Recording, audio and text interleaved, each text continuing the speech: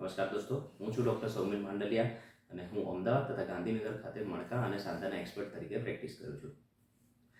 દોસ્તો, આની પહેલાંના વિડીયોમાં અમે સ્લીપ ડિસ્ક પછીના જે પ્રશ્નો પૂછવામાં આવતા હોય છે તેના 2 કોમન સવાલોના જવાબ આપ્યા હતા. આજે બીજા 2 કોમન સવાલ છે જેની આપણે ચર્ચા કરીશું. સૌથી પહેલું કે સ્લીપ ડિસ્કનું ઓપરેશન થયું હોય ત્યારબાદ કમરનો પટ્ટો કેટલો વખત પહેરવામાં આવે છે, અને બીજું કે સ્લીપ ડિસ્કના ઓપરેશનમાં સ્ક્રૂ નાખવામાં આવે છે તેનો શું ઉદ્દેશ્ય હોય છે. તો સૌથી પહેલું દોસ્તો, જ્યારે પણ સ્લીપ ડિસ્કનું ઓપરેશન કરવામાં આવે છે તો તે અલગ અલગ રીતનું હોય છે કે જેના માટે કમરનો પટ્ટો આપવામાં આવી શકે છે. હવે જો ગાદી ફક્ત કાઢવામાં આવી હોય તો વધારે ત્યાં આગળ મસલનું ડિસેક્શન નથી થતું હોતું, મસલને વધારે ડેમેજ નથી થતું હોતું. તેના માટે કમરના પટ્ટાની જરૂરત પણ ફક્ત 10 દિવસ માટે પડી શકે છે.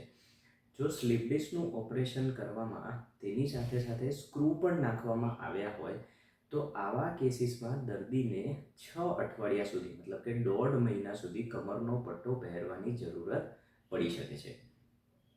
બીજો સવાલ કે સ્લીપ ડિસ્કના ઓપરેશનમાં જે સ્ક્રૂ નાખવામાં આવે છે તેનો શું ઉદ્દેશ્ય હોય છે. દોસ્તો, જ્યારે પણ સ્લીપ ડિસ્કનું ઓપરેશન કરવામાં આવે છે, જેમ કે અહીંયા L4 અને L5 લેવલની સ્લીપ ડિસ્ક છે, તો દોસ્તો આ 2 લેવલ વચ્ચે ઓપરેશન કરવામાં આવ્યું હોય અને તેની અંદર સ્ક્રૂ નાખવામાં આવ્યા હોય તેમાં બેઝિકલી શું કરવામાં આવે છે કે આ ગાદી જે છે તે ગાદી કાઢી નાખવામાં આવે છે. ગાદીની જગ્યાએ એક મેટલનું કેજ મૂકવામાં આવે છે, મતલબ મેટલની ગાદી, અને આ બંને L4 અને L5 બંનેમાં સ્ક્રૂ નાખવામાં આવે છે. આ ગાદી કાઢીને મેટલનું કેજ નાખ્યું અને સ્ક્રૂ નાખ્યા, તેથી આ બંને એકબીજાની સાથે જોડાઈ જાય છે. મેટલના કેજમાં બોનગ્રાફ્ટ મતલબ કે હાડકાનો માવો નાખવામાં આવે છે.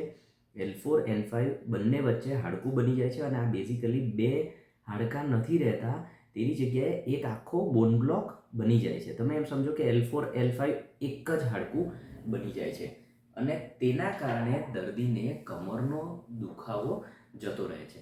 તો સ્ક્રૂ નાખવાનો આ એક ઉદ્દેશ્ય હોય છે કે L4 અને L5 જોડાઈ જાય, ત્યાં આગળ સ્ટેબિલિટી મળે અને દર્દીને કમરનો દુખાવો જઈ શકે.